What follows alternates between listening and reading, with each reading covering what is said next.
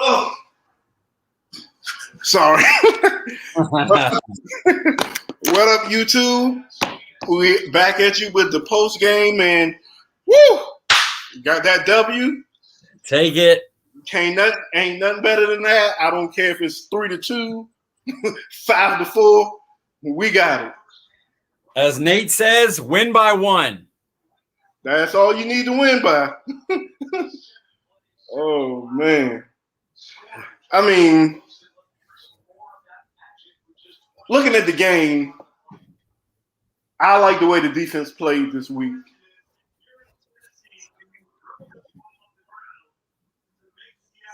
What you think? The defense, they're relying on the turnovers, man. They're getting them, and that's what matters. As long as you're coming up with the turnovers, the yards, third down, they weren't great, but they were facing a team that killed on third down so far their first 2 weeks. But when it came down to it, they got the clutch turnovers, and our offense only turned the ball over once, so it worked out. I'll take it. Parsons, man, he's that kid is athletic no matter what position you put him at. He played. Do people understand? Like, this guy went from playing linebacker, like LVE, Jalen off the field. He's the nickel linebacker with Lorenzo Neal. He went from that to playing defensive end. On Twitter, I was like, well, they're just going to play him linebacker, and then when he rushes, they'll move him over and have no, he played defensive end pretty much the whole game. That's insane. That's incredible. And not only, he actually probably should have had 3 or 4 sacks. Oh, he was getting help, man. The refs, no matter what you want to say, the refs were bad. Whoever, Chargers left the game hating the refs. Cowboys fans left the game hating the refs. The refs were awful. So, it is what it is. Tends to happen in Cowboys games. But yeah, we actually finally got a kind of a break. Like, okay, did actually we get a call? I was shocked that calling him in the grass.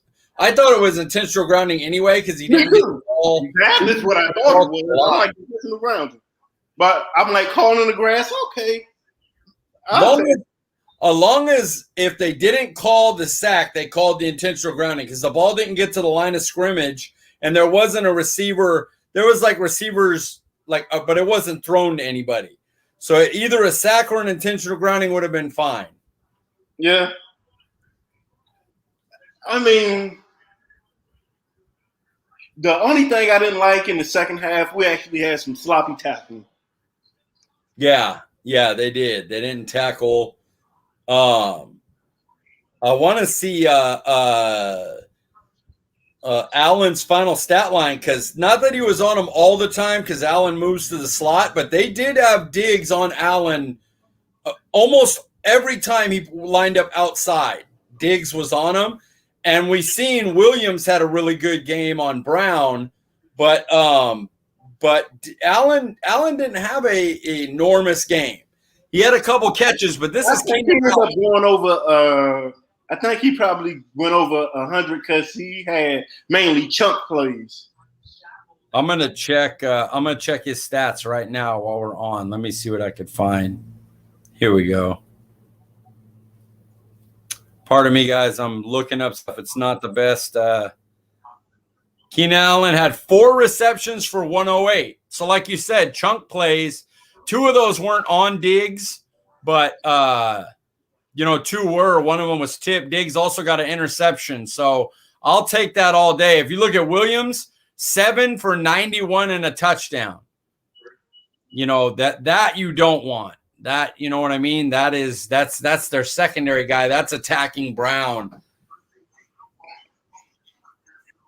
Really, actually, other than the touchdown, I don't really think Brown was on them a lot, but they actually moved them around. So they did. Chargers did a good job of they got Guyton on Diggs a lot and Hall on Diggs a lot because they would start one way and then shift it and, move Allen inside, and you have to shift over because they don't want Diggs playing in the slot.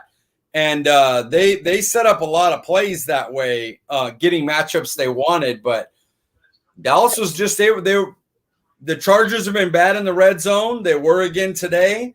And Cowboys over the last part of last year and now the first 2 games of this year have been getting turnovers. If that continues, we will be hard to beat because our offense is not going to be held to 20 points very often.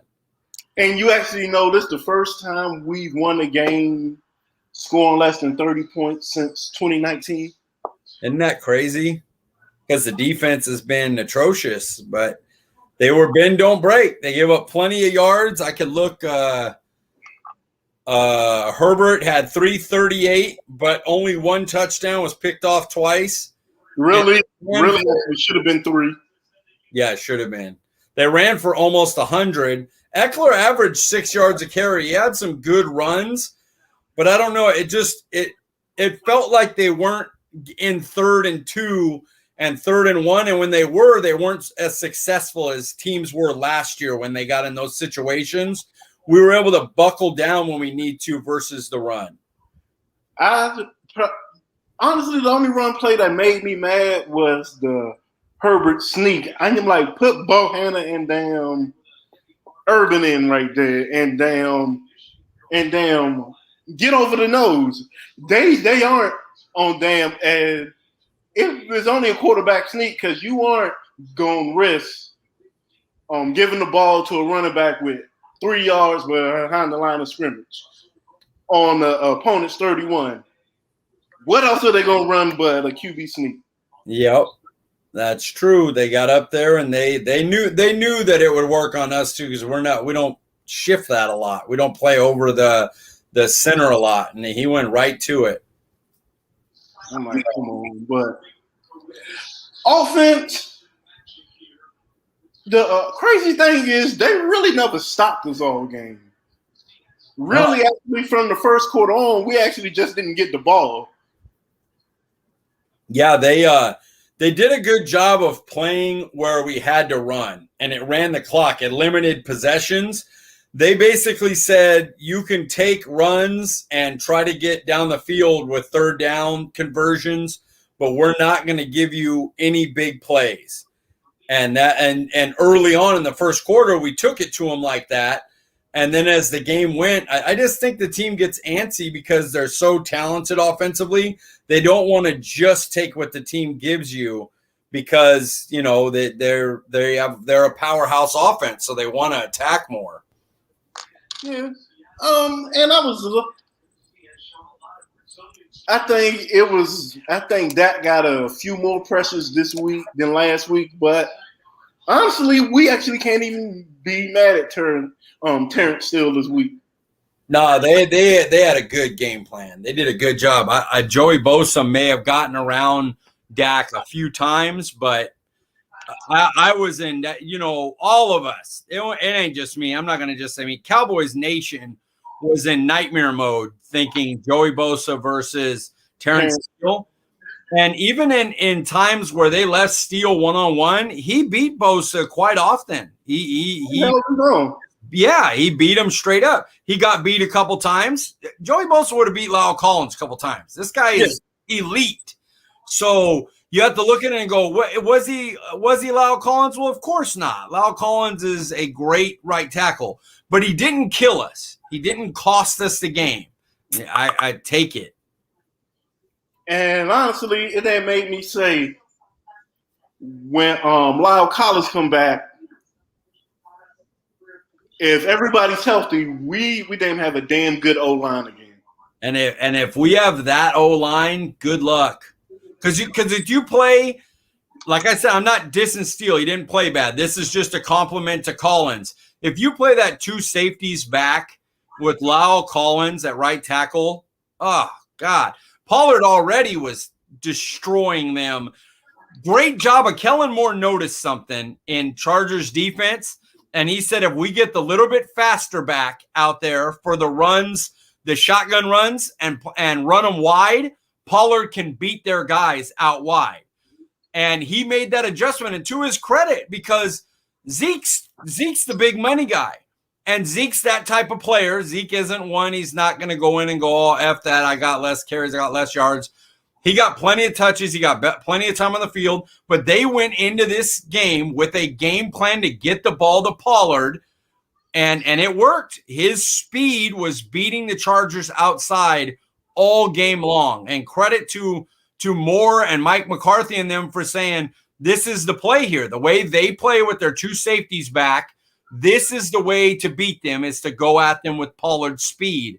Yeah, because they actually weren't going to let us throw actually for 400 yards this week. No. Even though it's some iffy play calls, I'm like. The end of that game. The end of that game was terrifying. Hmm? The end of that game, I thought Jason Garrett, hijacked the controls. Holding off to a 56-yard field goal. Oh, my Lord, is that terrifying. I don't give a shit. We won. Good job. Yeah, I was damn cussing Greg Zuerlein out in the damn chat. Greg Zuerlein's the man. Yeah. Hey. That's how quick it goes. Paul, the host of my podcast, he asked me, how long do you think Zuerlein will be the kicker? And I said, I think Zuerlein will be fine. He might lose you a game or two, but he hits clutch kicks, and he's good with Fossil, and he has a big leg. And last year, from 49 yards and in, I think he only missed one kick, from that middle, 30, 25 to 49. He only missed one kick last year, so really, I wasn't too worried about him. Really, his only bad game was Baltimore when the wind was 40 miles an hour and they wanted to kick 50-yard field goals and the wind kept taking the ball. I'm like, why are we doing this? Yeah. Sometimes decision-making is – and they had bad decision-making that last drive. That is – if you do that 10 games, you probably go to overtime 5 of them. We just happened to get one of the 5 where Zuerlein hit the field goal. Take it. Take the W.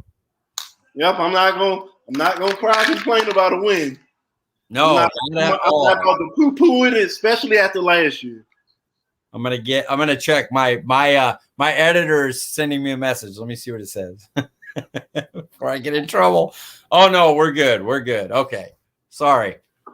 I was worried. I was like, oh God, here we go. But no, Katie's just excited we won. Katie Drummond, shout out. What up, Katie?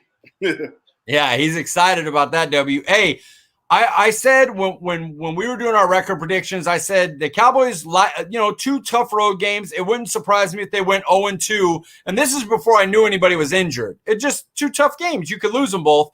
And I said it doesn't matter because the division's weak. Getting out of those 2 games 1-1 and how good you looked against Tampa, if number 4 and number 7 stay healthy, they have a good chance to go on a run here. We're talking like 6-2, 7-1 over these next set of games. It's very possible. Carolina's looking like a harder game than I thought at the beginning of the season. I just like to point out that was the trap. When we had guests on every week. We had Elton. You were one of them at one point. We were going over the schedules. I said my trap game is Carolina. I also picked Carolina to make the playoffs in the 7th seed. So a little kudos to me early. I'll take it in case they get Sam Darnold in a couple of weeks and they're terrible. I'm going to take my props 2 weeks in. They look good so far. Because they actually play the Texans Thursday. I'm going to give them that win. That very likely they should. That's the team they should beat. I'm going to give them. So I saw they come to Dallas 3-0. Yeah, and they're going to leave it 3-1, but that's all right. The 3-1 is not bad for them. Because actually got in probably in the 3rd quarter because I actually flew back from DC today, and so I actually got in probably in the middle of the halftime of the 49ers and Eagles game because I was watching that game on the plane. Mm-hmm. And because we actually played them, so I need to definitely know how the Eagles look going into the next Monday night. And I think the Eagles' defense is pretty good. For the most part, they always have a pretty decent defense. I think I'm seeing Brandon Graham is probably out for the season. Torn Achilles. Yeah, that's a bummer. We don't want to see that. We're not those type of fans. That sucks. That's not a good thing. Oh, a guy's out, but we don't want any injuries from our guys over there, especially nothing like that. Somebody's out a week with something. You go, oh, we got a break. That's not bad. Torn Achilles. COVID, you like this COVID? I am going to take those COVID weeks. Ah, okay. Yeah. This week of COVID. Yeah. But yeah, exactly. Yeah, I seen that. I'm like, ooh. I mean, because we aren't going to get into the Eagles game just yet. We'll get you later in the week. But I like that game for us. I do. Yeah. We won't break it down, but I'll just say I don't believe their secondary can hold up against that passing offense. And especially Brandon Graham's a huge loss because him versus Terrence Steele, that's a big one they could win. But now if they have to rely on Josh Sweat to beat Tyron Smith, a lot more. Yeah, that's rough. And the thing is, because I know everybody's seen Adam Schefter's report. What the hell is going to go on with Lyle's second appeal?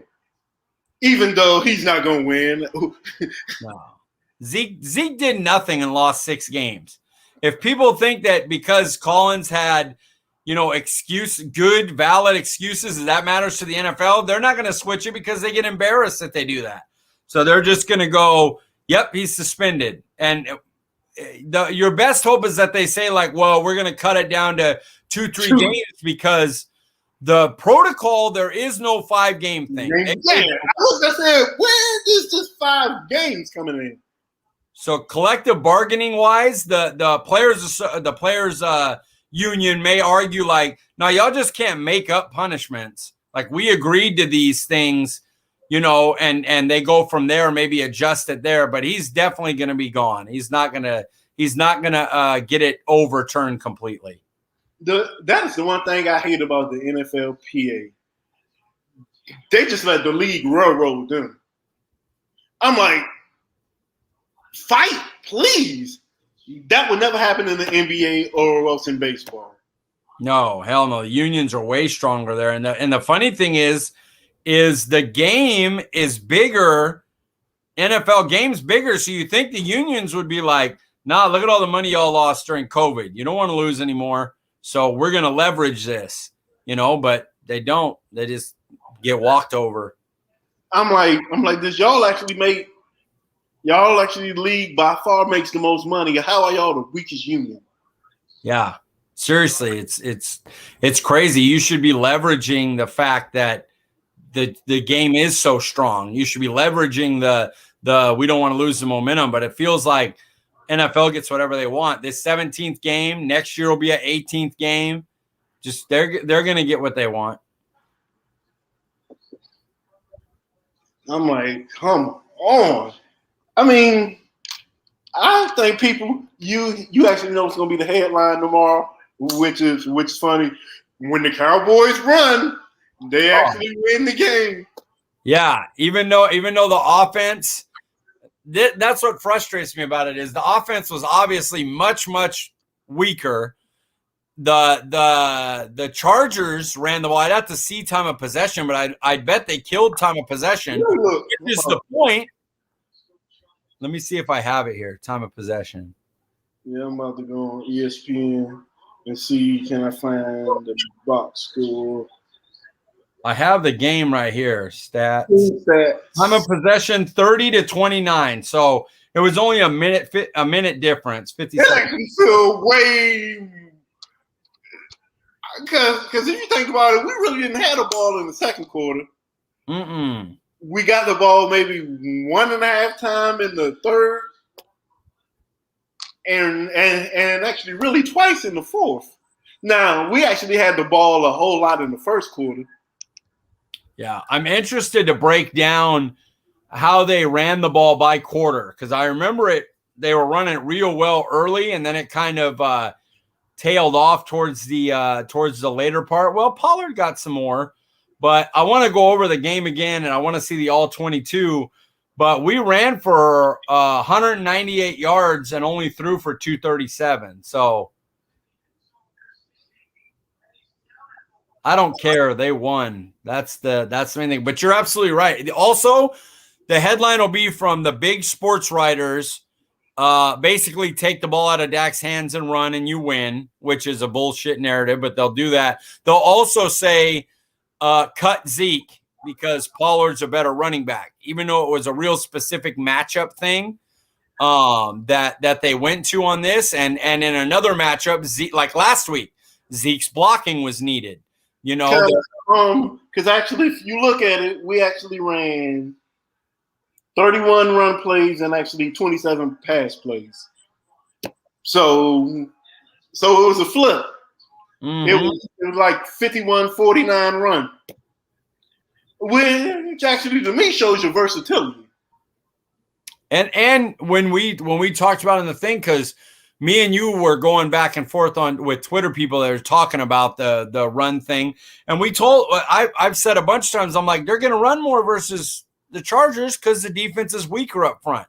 And they play their safeties back. Tampa Bay has the better up front. We're playing matchup football. If the matchup says we run the ball better, we'll run. If it says we throw the ball more effectively, they'll throw. Playing against the Eagles, watch for them to throw the ball a lot because Eagles secondary is weak. And actually the Eagles like the wide nine, so the run's going to work. Yeah, they'll be able to run that shotgun run.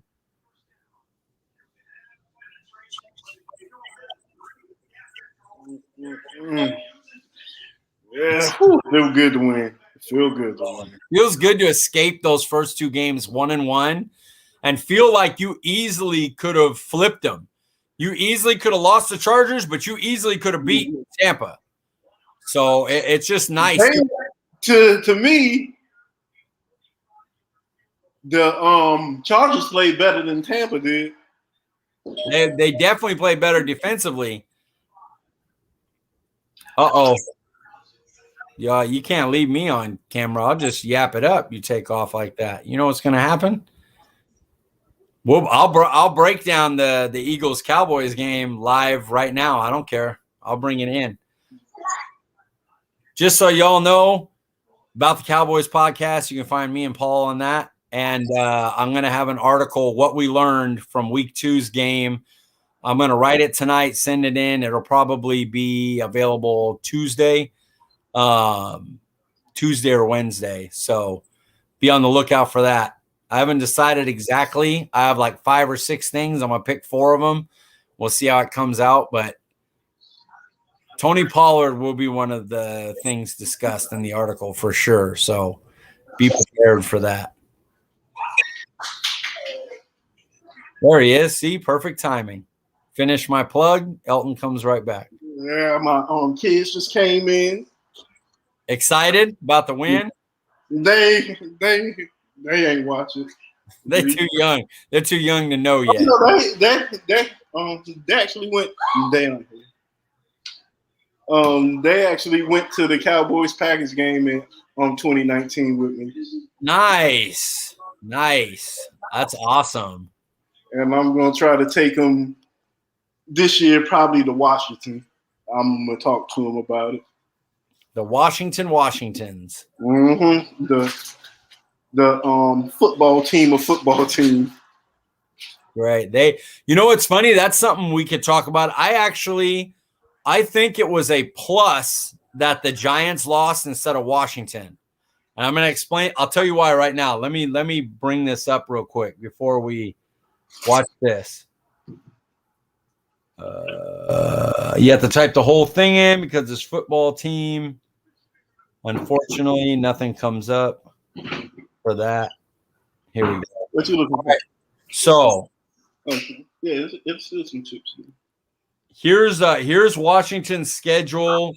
Oh yeah, it is brutal. Oh, they got Buffalo on the road, and then they have home games against the Chiefs, They have home games against Tampa. They have home games against Seattle, home game against us. I don't know if they can win any of those 4. They go on the road to Denver, which Mile High is always hard, on the road to Green Bay, on the road to Buffalo. Their schedule is a 6-7 win schedule. I'm not even joking. And the Giants are a much worse team, but their schedule, if their offense ever hits, could be an 8-9 win. So it might be good in the long run that Washington ended up beating the Giants. I'm not even joking about that. Yep, and honestly, actually think the Giants roster is better. Yeah, it is Daniel Jones and the offensive line, and Jason Garrett. Jason Garrett. Oh, it's nice to see another fan base because they freak out. And what happened is when Jason Garrett was ours, and they would diss Dak, they would diss Zeke, they would, and we would tell them Jason Garrett, and they're like, you blame the coach all the time. And now they got him, and all you see him doing is going, oh my God, Jason Garrett doesn't do anything. And I'm like, exactly. Now think of how good Romo and Dak were to make Jason Garrett look average. Yeah. And it's funny. Daniel Jones has everything except above the net. Yeah. Yep. He just doesn't anticipate. He doesn't have good pocket awareness. Everything, you're right. Everything that takes your mind, he's not great at. He also is terrible at not fumbling. It's bad. He fumbles way too much. That he does. And the crazy thing, the Giants had a win and they lost. They did. I will get it for you. And they actually, because I ended up falling asleep on the game. It got interesting at the end, obviously, because end of close football games are always interesting. But, yeah, it wasn't great football. The quarterbacks were not great. It was Jason Garrett, again, not great. It's just bad. Yeah. Yep. Whew, we actually got this win, but I already know you. I'm gotta write an article, so I'm gonna let you out of here. So we is 1-1. This is about what I predicted. I was like they would either beat the Bucs and lose to the Chargers, or was lose to the Chargers. or was lose to the Bucs and beat the Chargers. CeeDee Lamb jersey, Micah Parsons jersey's coming in the next couple days. Oh, I am gonna get him or a Diggs jersey. On NFL, the ones that I get on NFL, they don't have Diggs in 7 yet. That's the only reason I haven't got it. So I'm waiting to get that. I got Parsons, and hopefully it works out where I can come on when you break down the Eagles, and I'll have the Parsons jersey. Okay, I'm gonna do it Wednesday around the same time. All right, perfect. Let's because I am back on the West Coast, so we're on the same time again. Oh, that's right. Yes, sir. All right. Well, let's do it then. I'll see you on Wednesday. Yeah, thanks, Mike. All right, my friend. 1-1. Go Cowboys. Yep, we will. See y'all Wednesday.